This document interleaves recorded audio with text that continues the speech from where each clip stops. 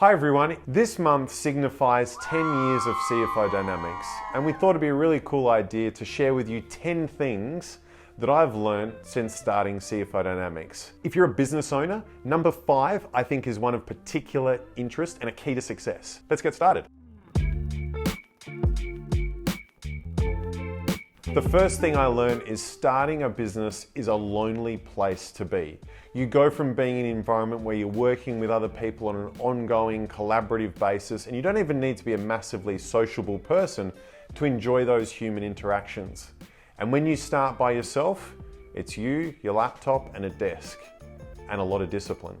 So starting your business can often be a lonely place. The key takeaway for this is if you are about to start a business, just be wary of it. Be aware of the fact you're going to have lonely moments. And also try to enjoy them, because there's going to be a point in the future where people are going to be bombarding you in a really good way. So enjoy those quieter times. The second thing I learned, and I always joke that if the CPA ever find out that I'm saying this, I'm going to get kicked out. Everything starts with marketing and sales. To be great in business, everything starts there. If you don't have good marketing, you don't have good sales, and you don't have anyone buying your product or service, then people like us who work in finance and accounting are unlikely to help you too much. So to be a great business, you need to have great marketing, you need to have great sales. The takeaway from this, make sure you have an awesome marketing and sales team around you and ideas to share your vision of where you want to take your business to go. You don't need to do it all yourself, but you need to be the visionary that helps direct where you want the business to go and leading your marketing and sales team. The third thing I've learned is business owners have a tremendous gut feel for their business. And the phrase that I use to this day and all the time is quite often, we confirm your gut feel. If something for you as a business owner feels a little bit off, it is probably a little bit off. If something feels like it needs to be taken advantage of in an opportunistic and a great way, there's an awesome opportunity ready to be taken advantage of. The takeaway from this is trust that gut feel and speak up. If something is bothering you, and it's most likely to be the thing that bothers you, speak up, raise it with the relevant people. And also, if there's that opportunity, raise it, take advantage of it, because otherwise it could be an opportunity missed. The fourth thing I've learned is how great information can help you make very big decisions very, very quickly. Looking back over the 10 years, I'm amazed at how many times you can make a decision that might be costing a business hundreds of thousands of dollars or potentially millions of dollars, but come to that decision in conjunction with them in potentially 10 or 15 minutes because you have all the data there. You have a bank of knowledge, you have a bank of history of information that you can rely upon and come to a very informed decision very quickly without it coming across like it's flippant or you're just being callous or casual about the decision. It's considered because ultimately that decision is the outcome of a very long period of time of thinking, not just that day you have that conversation. The key takeaway from this is have that information, have that access to that information and start gathering it today. If you have uncertainty about making a decision, you might not have all the information available to you at that point in time to make an informed decision. Get that information. Number 5, and as I said at the start, this is one of my favorites. If you know the cost of delivering your product or service, the game is yours to win or lose. I would say the vast majority of our time is invested in helping people understand what it costs them to produce what they cost.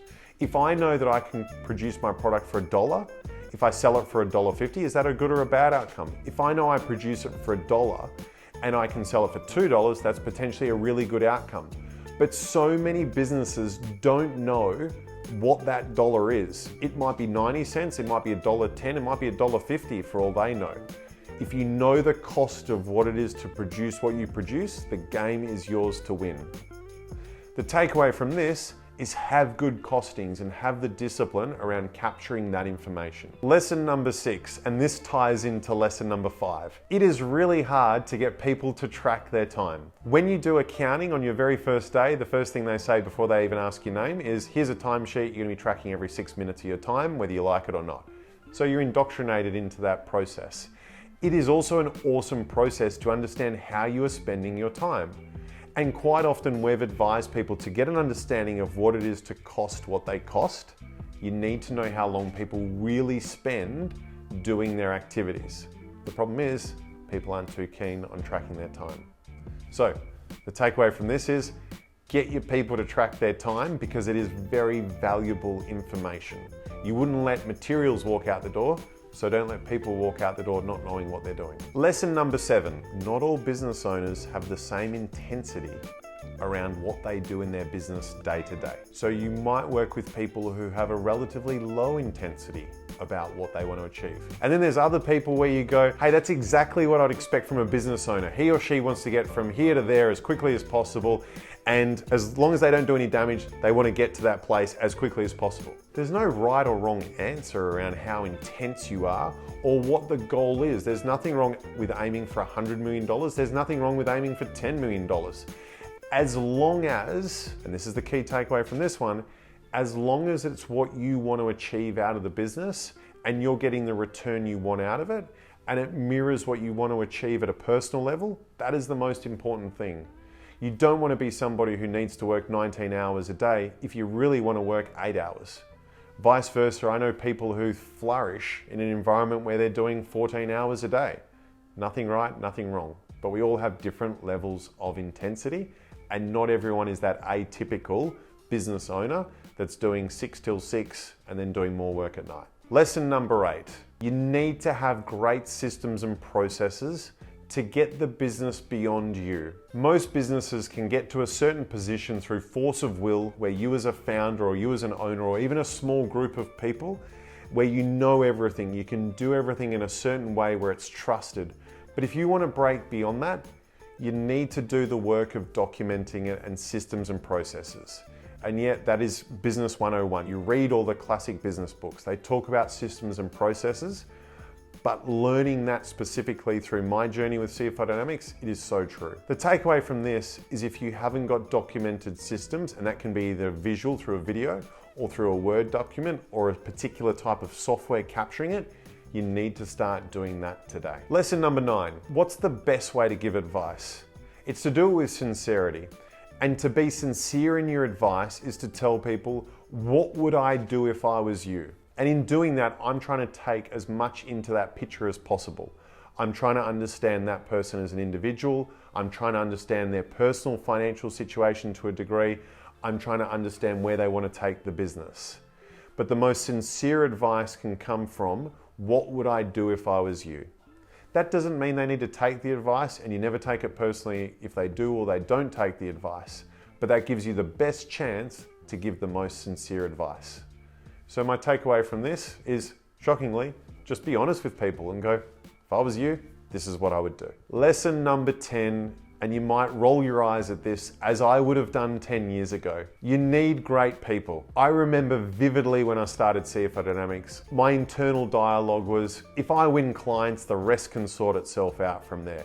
I just want to win clients because you're in a position of going, I need money, I need to win work to survive and get through this initial phase of building the business. The reality is though, once you're through that initial hump, you need great people. Because if you want to protect what you already have and also build on top of that, you need great people. If you grow too fast without good people and with good systems, it crumbles. The takeaway from this, build a culture where people want to be around you and buy into your vision. Of course, it's crucial to pay them appropriately. You can't give them 50 cents for an hour's worth of work. But at the same time, you've read the statistics probably where at a certain point in time, people aren't so concerned about what they get paid. It's actually more about buying into the vision and what sort of environment are they walking into each day. Do everything you can to be the leader that people want to follow and share their journey with your journey. That's it. They're the 10 things that I've learned over 10 years with CFO Dynamics. Most importantly, remember, know your costs, have good people around you, and trust the information, and you'll get to where you want to go. Thanks for watching, and look forward to seeing you in our next video.